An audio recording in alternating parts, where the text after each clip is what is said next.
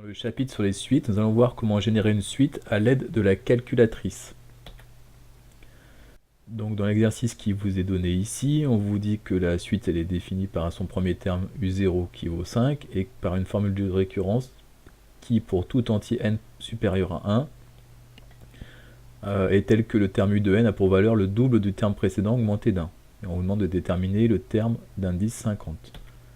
Alors avec la calculatrice TI, il faut d'abord la passer en mode suite, parce que pour l'instant elle est en mode fonction. Quand on appuie sur fonction, on voit apparaître les noms des fonctions.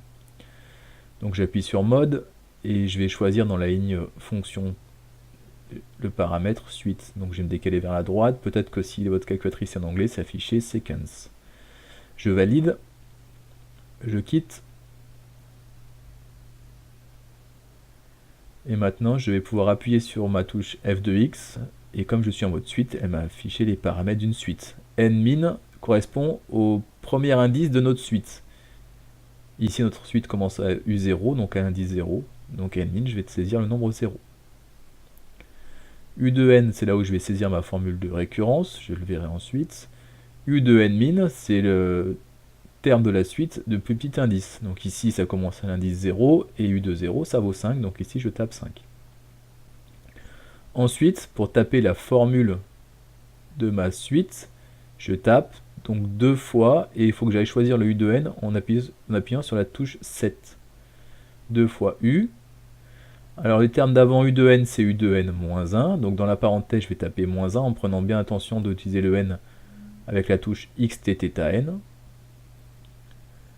Donc ça fait 2 fois U de n moins 1, plus 1.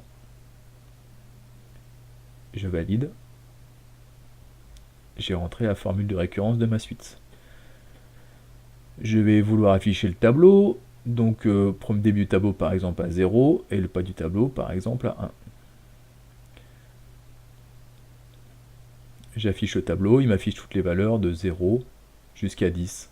Si je fais défiler la calculatrice vers le bas, j'obtiens plus de valeurs. Donc ici je vois que U de 0 ça fait 5, U de 1 ça fait 11, U de 2 ça fait 23, U de 3 ça fait 47, U de 9 ça fait 3071. Et ainsi de suite, je pourrais faire défiler vers le bas jusqu'à arriver à la valeur désirée. Ça peut être un peu long. Donc on va essayer une autre méthode.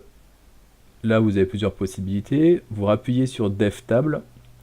Et là en dessous vous voyez, on est saisi sur auto, donc on peut laisser sur auto ou mettre sur demande, ou je peux taper commencer le tableau à 48. Donc je commence mon tableau à 48. Là, si vous regardez bien, la calculatrice, elle mouline un petit peu, et j'obtiens donc mon tableau à partir du rang 48.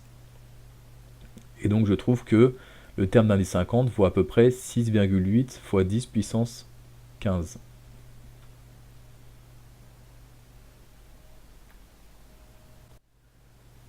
Si je reprends le même problème, mais ce coup-ci avec une calculatrice Casio, donc pour la calculatrice Casio, il faut se rendre dans le mode récurrence, c'est le 8. Dans le mode récurrence, les suites, elles ne s'appellent pas U, V, W, mais A, B et C. Donc A de n plus 1, c'est le terme d'après A de n. Donc je vais taper ma formule de récurrence. Le terme d'après A de n, c'est 2 fois A de n que j'obtiens en appuyant sur la touche F2, plus 1. Ça, c'est ma formule de récurrence. Ensuite, en appuyant sur 7, c'est-à-dire F5, je vais pouvoir définir les autres paramètres. Start, c'est à combien je veux commencer ma liste.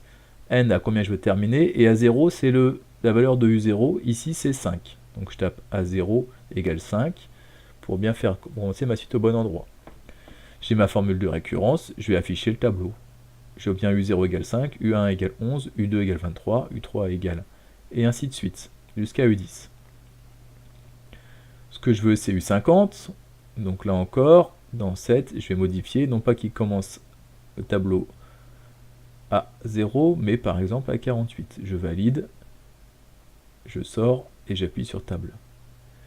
Et j'obtiens donc que U50, ça fait environ 6,76 fois 10 puissance 15.